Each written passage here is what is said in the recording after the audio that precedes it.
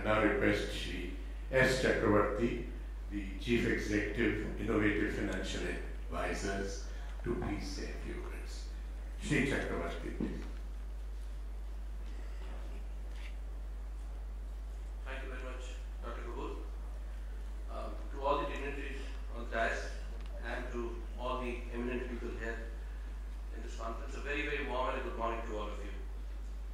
I cannot be financially more technical than what Dr. Sitaraman has just elucidated. That was extensive in its nature, and the passion was just getting reflected through his intensity. He was talking about the father of the nation, Mahatma Gandhi, and I just like to start with one of his a discussion that he had with the corporate chambers at that time, and that was that equality is not about everyone having equal amount of richness or wealth. Equality is about giving everyone an equal platform to suffice for their different needs. One size fits all doesn't work. We are a very dynamic country. If you just go 1 kilometer to the left and right from this great palatial hotel, you will realize that the dynamics of this country change so fast. Although, what I strongly believe from day one of the functioning in the sector that I had a privilege and an opportunity to operate upon, is that figures and statistics do take care of themselves very well. And there's a lot of big data that is happening all left and right. But unless and until that data, that intent is not aligned with emotions, it doesn't actually see a lot of motion in place. The dichotomy today, because now Lieutenant General Alwani has just elaborated the Section 135, I won't delve into it because he's gone to the details of it. One of the major confusions in the sector that is now prevailing after this grand Kumbh Mela that has started of CSR, suddenly Section 135 coming in and people coming out of the shelf to implement CSR initiatives, where there are a lot of companies which has been exceptionally doing good corporate social responsibility work for years together. I'll give you a small figure to start with. You would realize that 88% of the companies who are currently involved in CSR, as on date, after the arrival of the Companies Act, 88% of those companies actually were operational in corporate social responsibility work, much beyond 5% or 2% mandates, much before the law actually came into force. So India as a traditional hub, I keep hearing when I go to foreign universities, I keep hearing students saying that West is a very giving economy. We Indians don't believe in a lot of giving. I won't agree with that principle. I do have a debate there also, and I really stand firm. So I have a lot of positivity to share in the morning because I realize the negativity that out of every 100 people in India, 40 people go hungry every single night on the bed. But how can I dwell on this negativity and create positivity? It is very impossible. Unless and until I see an opportunity there, it is very difficult to start off a conference. Because you can't start a conference on a negative note. So I would like to start it as a positive note. The change that corporate social responsibility brings about is not the volume of money. It may be 1,000 crore to 25,000 crore, it's been debated. Some say it's 22,000, some say it's 25,000. The problem is that we get stuck up with the volume. It is not the volume. If you look at one small department of the government of India, they have 3 times the budget of the total CSR volume that is coming in for their annual expenditure. So you cannot match the government institutions as far as volume is concerned. So let's get that out of our head. What the government or the institutions expect is that the way you implement this money brings about a change.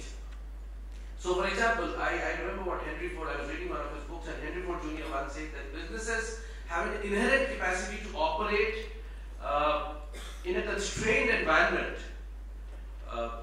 with financial resources and then optimize the results. That is what you should bring on the table as far as the CSR capital is concerned. One of the things that we face a lot of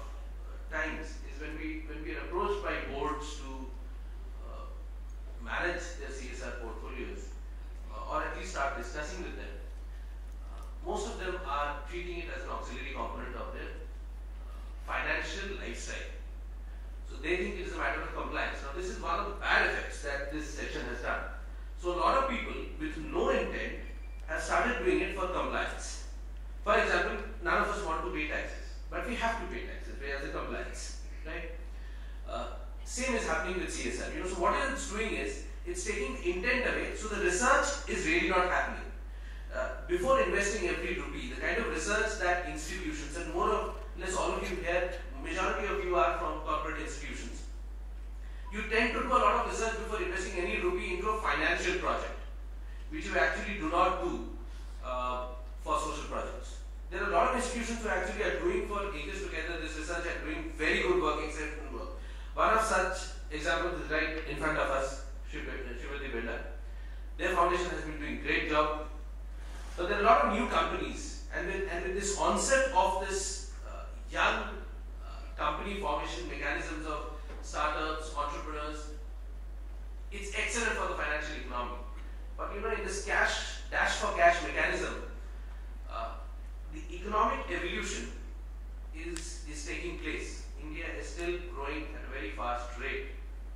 But if we do not grow homogeneously, and if we do not, for example, take care of the health of the population, and if we do not create enough jobs, if you have, for example, you have a literate generation, but you have a majority of that literate generation unemployable. You can give them skills. You can run a skill campaign all over India, and you can give them skills.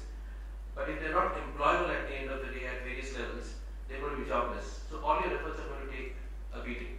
So what you need to focus is, when you're actually focusing on growth, you actually have to look at what is growth. Growth is just the GDP-centric mechanism, or growth goes beyond GDP.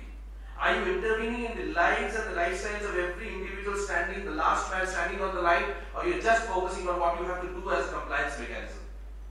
As long as you keep treating it as a compliance, you are not going to be bottoms up. Now take, for example, the evolution of life cycle. A common example to all our kids is given as the evolution of a tree. A tree doesn't grow top down. A tree grows bottoms up.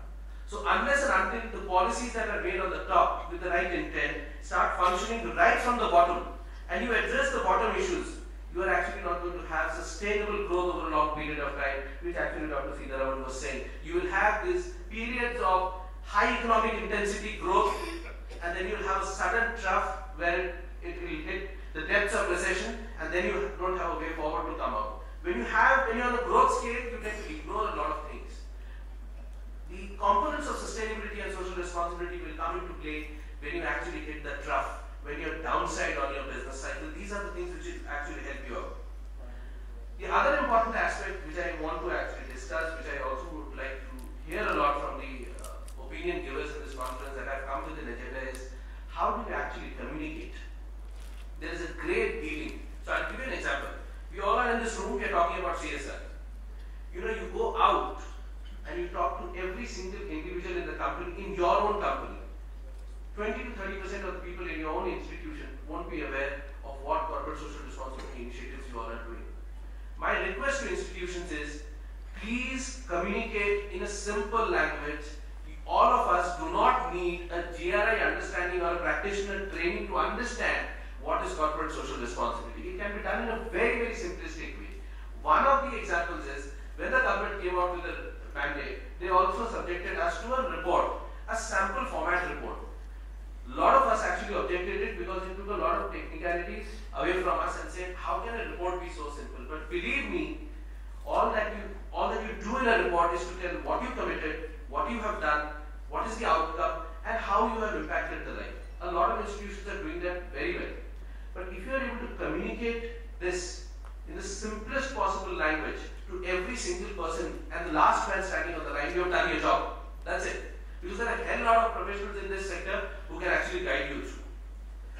And one of the last things that I would want to say is, please do not alienate sustainability from corporate social responsibility.